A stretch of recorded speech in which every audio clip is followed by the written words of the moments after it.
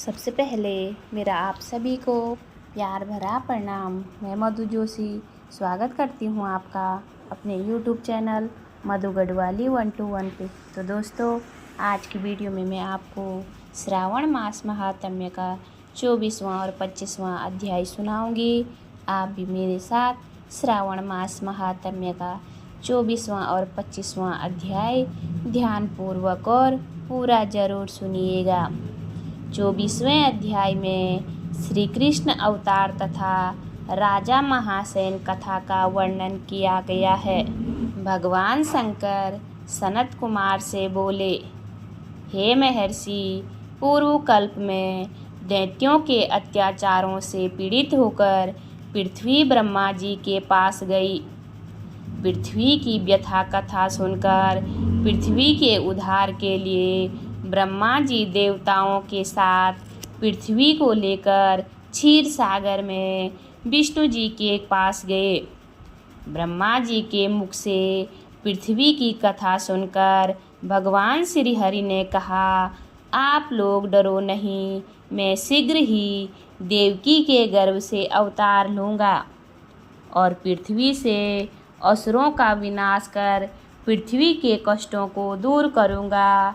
आप देवतागण पृथ्वी पर गोकुल में जाकर यादव कुल में जन्म लें।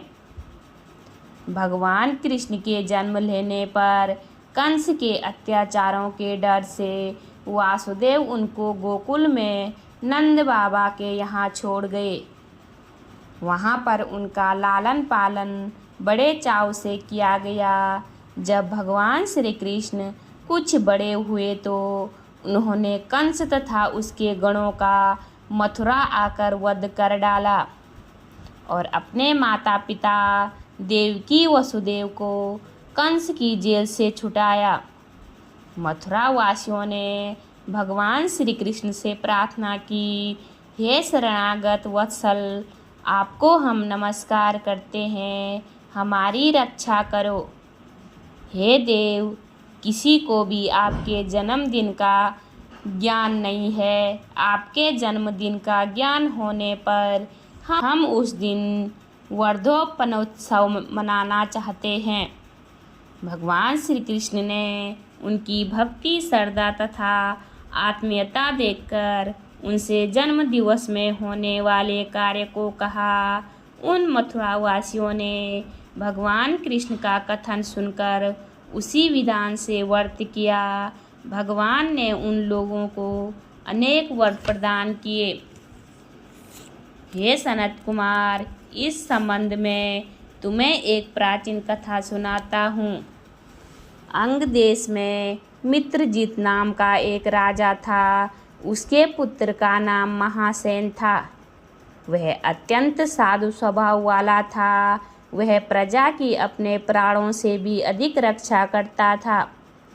प्रजा भी उस पर अपने प्राण छिड़कती थी, परंतु वह अचानक पाखंडियों के संपर्क में आ गया। जो राजा अपनी प्रजा को प्राणों से अधिक चाहता था, वही अब अधर्म के रास्ते पर चल पड़ा। वह वेद शास्त्र तथा पुराणों की निंदा करने लगा और वर्ण आश्रम धर्म के द्वेष रखने लगा।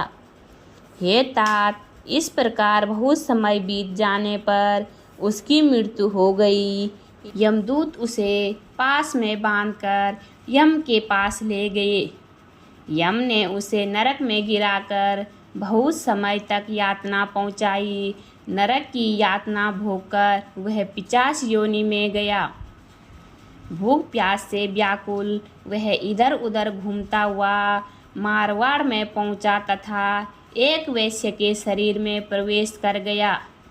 वह वैश्या के साथ मथुरा नगरी में पहुंच गया। मथुरा के राक्षसों ने उसे वैश्य के शरीर से अलग कर दिया।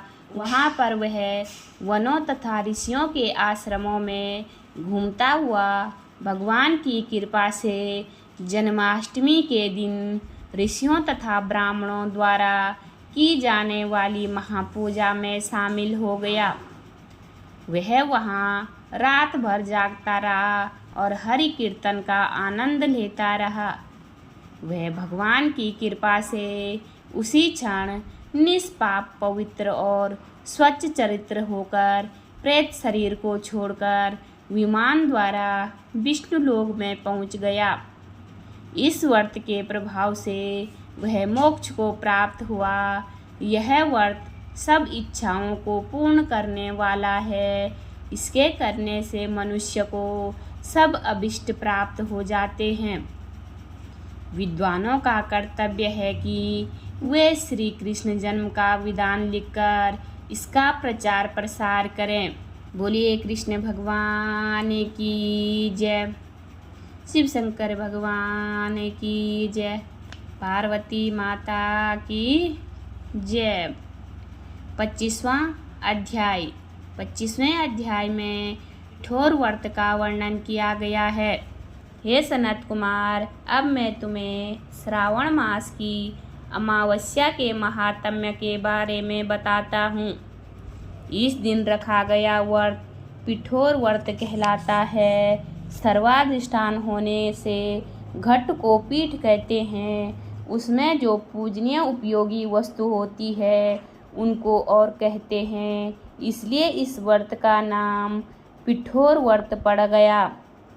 विधि: दीवार को पहले सफ़ेद या पीले रंग से रंगनी चाहिए, फिर तांबे के रंग से रंगनी चाहिए। अब मध्य भाग में पार्वती और शिवलिंग बनाएं।